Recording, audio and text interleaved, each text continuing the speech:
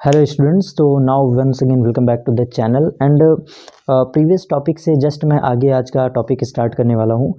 तो अगर आपने रीड किया होगा तो सबसे लास्ट में हमने बात किया था कि what is the movement of force, बल आघूर्ण के बारे में बहुत ही डिटेल वे में हमने स्टडी किया था। और लास्ट पॉइंट हमारा था कि जो टाउ बराबर हमारा होता है कि एफ क्रॉस डी, ये विक्टोरियल रिप्रेजेंटेशन है। This is विक्टोरियल representation of moment of force. तो उस टॉपिक के बाद एक बड़ा मोस्ट इंपॉर्टेंट टॉपिक आता है जो आज के हमारे क्लास का वही पर्पज़ है। तो दैट पॉइंट इज़ डाईपोल। ध्यान से समझिएगा, आज हम समझने वाले हैं डाईपोल। ये हेडिंग थोड़ा सा कॉम्प्लेक्स भी है लेकिन कॉन्सेप्चुअल भी बहुत आसान से समझिएगा। मैं समझाता हूँ आपको। देखिए, जो आज का हमारा डिस्कशन होगा वो द्विध्रुव पर बेस्ड है, द्विध्रुव। और बेसिकली इस पॉइंट को हम कहते हैं डाईपोल। ठीक है, पहली चीज। लेकिन इस द्विध्रुव को हम चैप्टर में कैसे कोरिलेट करें? डाईपोल का मतलब होता है दो पोल। और जो हमारा आईआरटी एंड पॉलिटेक्निक का सिलेबस है वहाँ पर हम मेन कॉन्सेप्ट डिस्कस करेंगे कि बलयुग्म क्या होता है। जैसे मीन्स डाईपोल का है, सेम वही मीन्स आपके बलयुग्म का है। बलयुग्म, इसको कहते हैं कपल फोर्स। इसको हम कहते हैं कपल फोर्स। बलयुग्म का आघूर्ण कहो, कपल फोर्स कहो, दोनों का मतलब बिल्कुल सेम है। और ये पॉइंट हम कोरिलेट करेंगे द्विध्रुव को थोड़ा सा एक्सप्लेन करके। हमारा टॉपिक ये है, ध्यान समझिएगा, हमारा टॉपिक ये पॉइंट है। ठीक है, जो हमारा डिस्कशन करेंगे बलयुग्म हमें पढ़ना है। बहुत छोटा सा कॉन्सेप्ट है, मुझे बेस बनाना पड़ेगा, इसीलिए मैं ये टॉपिक आपको कोरिलेट कर रहा हूँ। तो बलयुग्म के बारे में कैसे पढ़ेंगे आइए समझते हैं। स्टार्ट करें टॉपिक को। चलिए स्टूडेंट्स, अब कंटिन्यू करते हैं। बिल्कुल फोकस हो जाइए, कंसंट्रेटेड हो जाइए, समझते हैं। देखो, अगर मैं आपको कहूँ, आप बायोलॉजी पढ़ते हैं ना, बिल्कुल इतना तो बेसिक बायोलॉजी आपको आती होगी भाई। एक चीज़ आप पढ़ते हैं, जेंडर। जेंडर में दो टाइप के जेंडर होते हैं, एक मेल एक फीमेल। मैं जनरली बता रहा हूँ, वैसे तो एक ट्रांसजेंडर भी होता है, उसकी हमें बात नहीं करना, उसको आप इग्नोर कर दो, नेग्लेक्ट कर दो। जैसे आप जानते हैं कि man and women, male and female, ये एक दूसरे के जस्ट अपोजिट नेचर हैं। नेचर समझ पा रहे होंगे, अपोजिट नेचर। सेम वही चीज़ यहाँ पे डाईपोल, हमारे कहने का मतलब है डाईपोल बच्चा तभी क्रिएट होता है जब उसके दो पोल हों। डाईपोल का मतलब होता है उसके दो पोल हों। और दो पोल कैसे हों? Equal and opposite. मतलब एक तरफ है प्लस क्यू तो दूसरी तरफ माइनस क्यू। लेट सपोज एक तरफ है पीई फोर्स तो दूसरे तरफ होना चाहिए minus of PE force. Let suppose एक तरफ है प्लस एफ फोर्स तो दूसरी तरफ होना चाहिए माइनस ऑफ एफ फोर्स। बच्चा बहुत कंसंट्रेट होके समझना, इसी चीज को कहते हैं डाईपोल। नाम ही क्लियर है ना, डाईपोल, द्विध्रुव, दो उसके ध्रुव होंगे। तो उस दो ध्रुव में हमें क्या लेना है? इक्वल एंड अपोजिट नेचर लेना है। तो इस पॉइंट को हम क्यों ऐसे कोरिलेट करेंगे, अब आइए समझिएगा।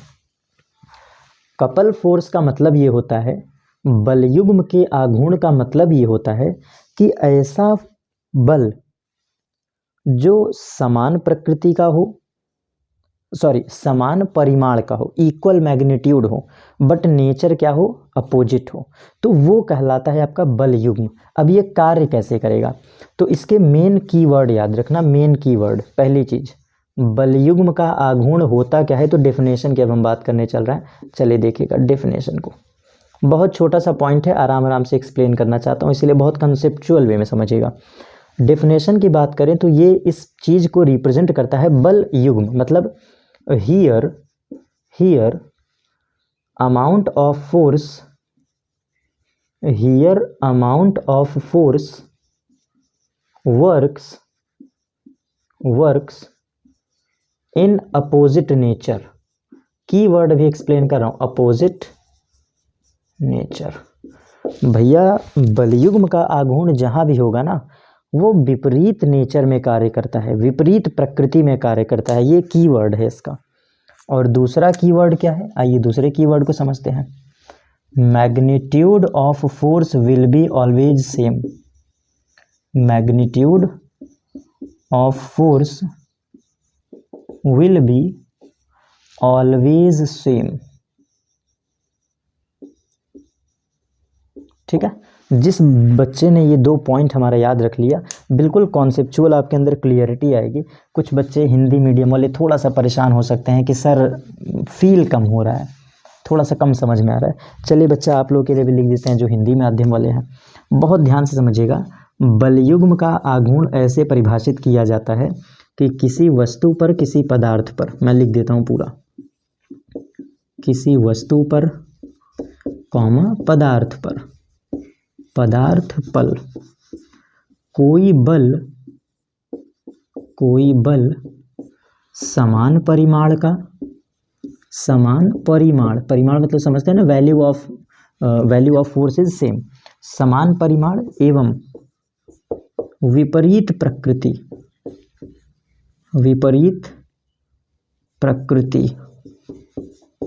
का बल कार्यरत हो तो ऐसे निकाय को हम क्या कहते हैं, तो ऐसे सिस्टम को, ऐसे निकाय को हम कहते हैं बलयुग्म का आघूर्ण।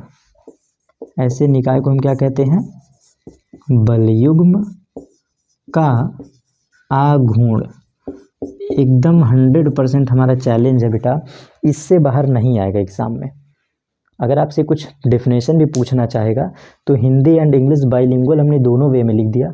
आपको कॉन्सेप्चुअल क्लियरिटी ये रखना है कि इफ़ मोमेंट ऑफ फोर्स या डाइपोल फोर्स या फिर couple force works on any object, जब ये कपल फोर्स किसी ऑब्जेक्ट पर कार्य करता है, वर्क करता है, तो इसकी प्रकृति कुछ ऐसी होगी कि ये विपरीत प्रकृति में कार्य करेगा, विपरीत दिशा में कार्य करेगा, लेकिन बल का परिमाण समान रहेगा।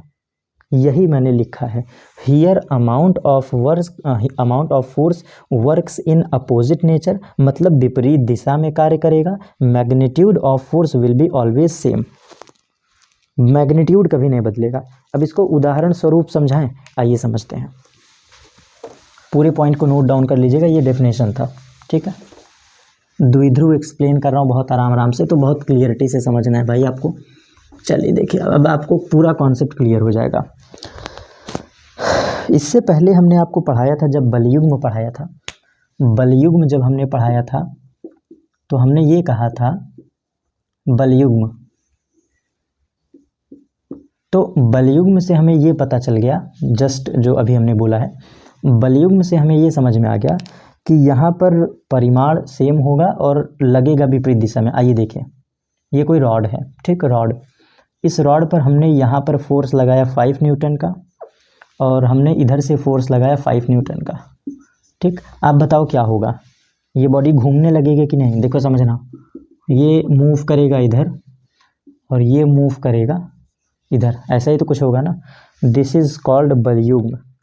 कोई भी ऐसा निकाय, कोई भी ऐसा पदार्थ जहाँ पर 2 बल लगे, देखो एक बल ये है, एक बल ये है, जो उसको घुमा दे, रोटेट कर दे, दिस इज कॉल्ड बलयुग्म। और दूसरा इसका नेचर क्या है, देख लो, एक लग रहा है ऐसे दिशा में तो दूसरा लग रहा है विपरीत दिशा में, इसी चीज़ को कहते हैं बलयुग्म। आइए और समझाते हैं। हमने माना कि कोई ये रॉड है, रॉड, ठीक है। फिर से देखिएगा, हमने इधर लगाया 2 न्यूटन ऑफ फोर्स और हमने इधर लगाया 2 न्यूटन फोर्स।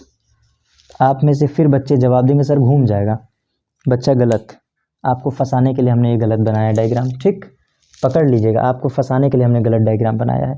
तो ये मूव नहीं करेगा, ये तो चलने लगेगा। फिर आप 2 न्यूटन ऐसे लगा रहे हैं, 2 न्यूटन ऐसे लगा रहे हैं, यहाँ पे मैग्नीट्यूड ऑफ फोर्स तो सेम है, मैग्नीट्यूड ऑफ फोर्स तो सेम है, बट क्या डायरेक्शन अपोजिट है? नहीं है ना। So this will never create couple force, ये कभी नहीं क्रिएट करेगा बल युग्म, ठीक, काट दिया हमने इसको।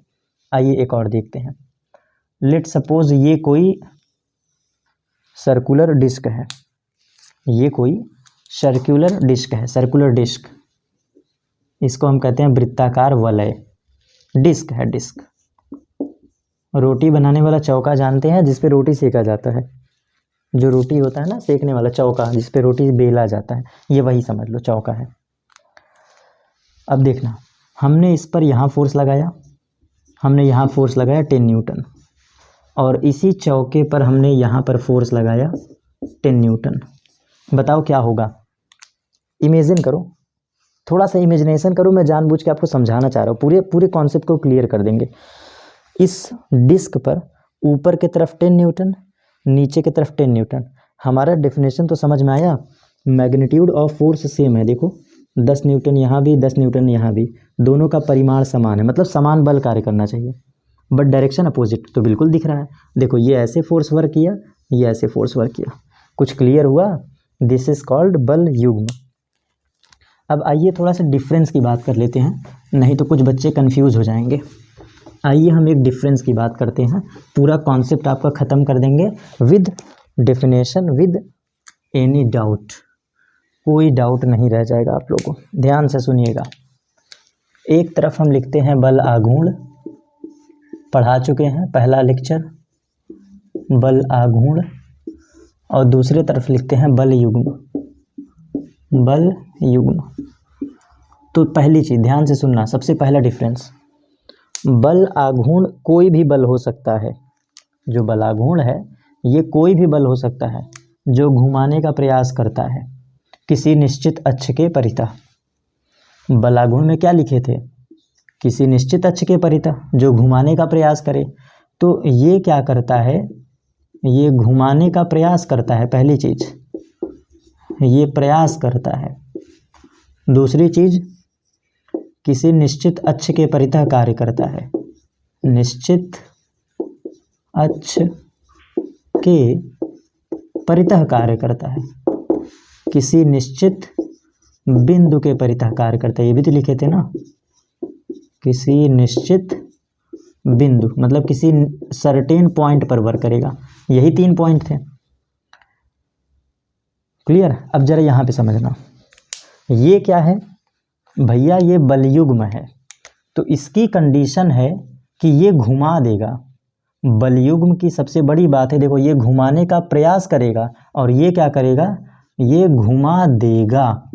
इसका काम ही वही है, घुमा देगा। डिफरेंस समझे? बलाघूर्ण try to rotating force, trying to effort a body that can rotate, प्रयास करेगा, ट्राई करेगा कि घूम जाओ भैया, घूम जाओ। लेकिन ये बलयुग्म क्या है? ये कहेगा घूम जाओ, मतलब दहाड़ कर बोलेगा, कंडीशन के साथ कि तुमको घूमना ही है, मतलब रोटेट कर जाना है।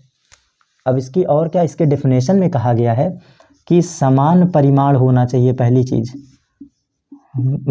जो वैल्यू ऑफ फोर्स होना चाहिए वो समान परिमाण का होना चाहिए, इक्वल फोर्स होना चाहिए। अब दूसरी चीज़, और ये विपरीत दिशा में लगना चाहिए, विपरीत दिशा में कार्यरत होना चाहिए।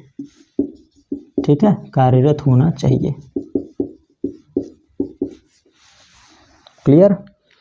अब आइए देखिएगा, अब आते हैं इसके मेन पॉइंट पर। कुछ लोगों को लग रहा होगा सर छोड़ दिया आप। देखो हमने ये एक रॉड बनाया,